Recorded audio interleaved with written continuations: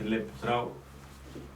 Kot verjetno veste, sem za ponedeljek sklical nujno sejo preiskovalne komisije za ugotavljanje odgovornosti že za drugo sanacijo bančnega sistema v Republiki Sloveniji. Iz enega preprostega razloga, namreč pred nami je dopustniški čas, ko parlament miruje in je zato ta čas vredno izkoristiti za to, da bomo v preiskovalni komisiji sestavili nabor tistih dokumentov, na podlagi katerih bomo potem v začetku septembra določili tako seznam prič kot seznam oziroma nabor ostalih preiskovalnih dejanj. Kar se tiče same preiskovalne komisije, ki bo torej v ponedeljek konstituirana, vidim glavni namen te preiskovalne komisije predvsem v 3 sklopih. Prvi sklop je določiti neke generalne okoliščine, ki so botrovale torej tej veliki bančni luknji in tej drugi dokapitalizaciji slovenskega bančnega sistema, predvsem z vidika okoliščin in odgovornosti nosilcev glavnih teh političnih in gospodarskih funkcij. Kot drugo se želim opredeliti ali pa osredotočiti na ugotavljanje morebitnih zakonskih pomanjkljivosti, ki so omogočile tistim, ki so ta čas izkoristili za neke osebne dobičke, da je potem ta bančna luknja dobila take razsežnosti in zahtevala ustanovitev slabe banke in to, da so davkoplačevalci morali močno odpreti svoje denarnice.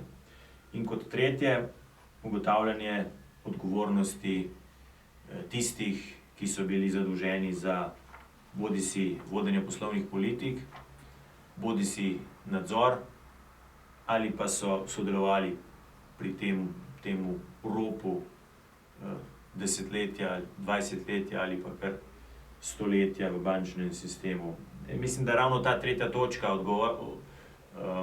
ugotavljanja odgovornosti je ključna za uspeh te preiskovalne komisije.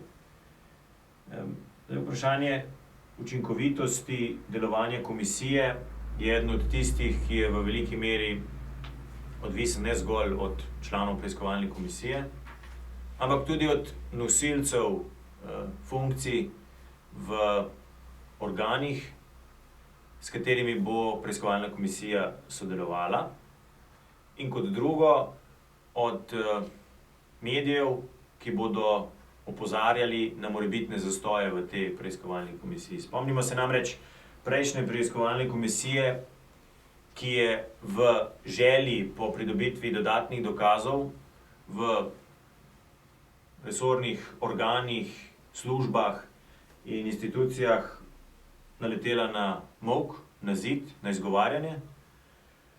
Hkrati pa medijski pritisk ni bil tako močan, da bi te institucije nekako prisililo k sodelovanju s preiskovalno komisijo. Moje osebno mnenje je, da so se okoliščine v Republiki Sloveniji spremenile, da se to zavedanje potrebe ugotavljanja teh krivcev za to bančno luknjo nekako razširilo in imamo približno vsi enako stališče o tem. O tem me prepričuje prvič široka podpora preiskovalni komisiji v Državnem zboru in drugič tudi neko javno zavedanje z nosilci teh funkcij, ki smo jih bili recimo deležni v Državnem zboru, kjer so jasno povedali, da so pripravljeni sodelovati s preiskovalno komisijo. In nenazadnje o tem me prepričuje tudi včerajšnje glasovanje o viceguvernerju Banke Slovenije na, se mi zdi, slab predlog predsednika države. Je Državni zbor, mislim, da odgovoril tako, kot je v tej situaciji treba odgovoriti. postavil nek nov standard. Namreč, da tisti, ki so bili v času nastajanja te bančne luknje na odgovornih položajih in niso ustrezno ukrepali, da njihovo mesto ni več v teh organih, ki naj sedaj nadzorujejo nadaljnje krepitev bančnega sistema in sploh tudi gospodarskega sistema. Hkrati pa tudi verjetno opozorilo predsedniku države, da pri podobnih imenovanjih v prihodnje velja vendarle dati priložnost novim ljudem, ki imajo ustrezno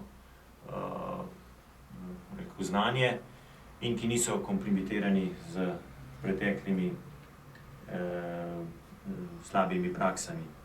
Naj vas spomnim še na nek stavek iz odločbe Ustavnega sodišča UI 50/11, kjer pravi takole, citiram: "Učinkovitost preiskovalne parlamentarne preiskave je ustavna vrednota v širšem javnem interesu." Mislim, da bi se vsi deležniki morali zavedati tega in da v prihodnjem ravnanju preiskovalne komisije upam, da se bo ta stavek Ustavnega sodišča dejansko udejanjil pri samem delu preiskovalne komisije. Zdaj, če je imela ta preiskovalna komisija široko podporo pri ustanovitvi, so bili izraženi neki pomisleki določenih poslanskih skupin pri dejanski sestavi te preiskovalne komisije. Jaz iskreno upam, da bodo predstavniki vseh strank, ki sodelujejo v tej preiskovalni komisiji, aktivno sodelovali pri tej preiskovalni komisiji, da je ta želja, ki je bila izražena z prvotnim glasovanjem o ustanovitvi te komisije, dejansko se je rezultirala tudi pri delu. Upam, da bomo dobro sodelovali in da bomo skupaj pripravili poročilo v najkrajšem možnem času, ki bo dejansko dalo odgovore tiste 3 točke, ki sem jih v uvodu izpostavil. To je bilo naenkrat z moje strani vse, morda samo še referenca na programski del koalicijskega sporazuma, in sicer pod točko banke zavarovalnice. Koalicijske partnerice bomo povrnile zaupanje v nosilce nadzornih funkcij in izvajalce javnih pooblastil v finančnem sistemu. Zdaj, jaz kot predsednik preiskovalne komisije, sicer ne koalicijski, bom naredil vse, kar je v moji moči, da bom to koalicijsko zavezo kot nosilec vodenja te preiskovalne komisije, da bom pripomogel koaliciji k izpolnitvi te svoje zaveze iz koalicijske pogodbe. Zdaj pa, če so kakšno vprašanja? Ja, omenili ste, da boste v najkrajšem možnem času pripravili poročilo, mogoče lahko napoveste, ali pa mogoče lahko poveste, kolikšen čas menite, da bo trajala ta preiskovalna komisija? Zdaj, če mi boste pomagali, bo ta datum prej. Namreč spomnimo se, na kar sem že opozoril, na ignoranco in zamude ali pa odlašanja pri tako sodiščih kot pri recimo odgovornih v Banki Slovenije, pri prejšnji preiskovalni komisiji, ki so bili pri svojih odgovorih na zahteve preiskovalne komisije zelo pikolovski, ker so govorili, da ni konkretizirana zahteva, da ni jasno opredeljena, kaj to pomeni,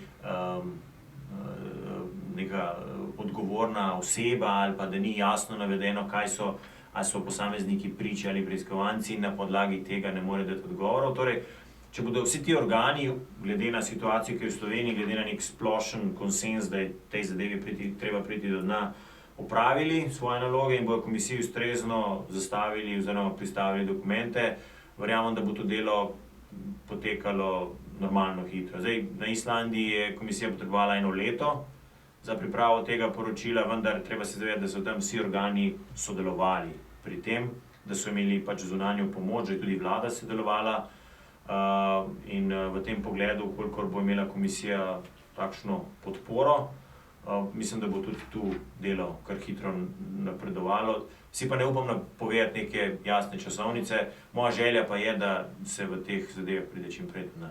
Zdaj, v ponedeljek se bo komisija samo konstituirala, prva vsebinska seja bo potem septembra. Ne, v ponedeljek se bo seja konstituirala in pripravila predlog teh dokumentov, ki jih želi za nadaljnjo vsebinsko razpravo, tako da bo v tem času prejela potem ustrezno dokumentacijo in na septembrski seji potem lahko že vsebinsko določila naslednja konkretna preiskovalna dejanja. Pričakujete, da bodo ti dokumenti tudi take narave, da bo treba kako vsaj preiskovalne komisije tudi zapreti za javnost, verjetno ja, ne bodo vse odprto. Zagotovo. Tudi že prejšnja preiskovalna komisija je v vmesnem poročilu opozorila na nek pomemben dejavnik, namreč v zakonu o preiskovalni komisiji piše in v poslovniku, da priče recimo ne smejo sodelovati pri zasliševanju neke druge priče. Glavni namen zakonodajalca seveda je bil ta, da ni usklajenih stališč in da lahko potem komisija dejansko upravi vsebinsko zaslišanje. Vemo pa, da so te preiskovalne komisije potem tudi neposredno prenašane, torej na nek način oseba, ki je tudi priča, ne more sodelovati v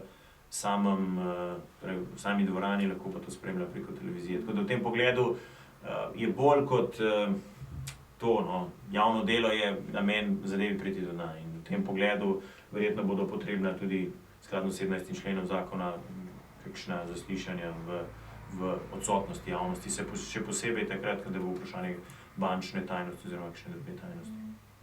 Še kakšno vprašanje? Če je to, se sem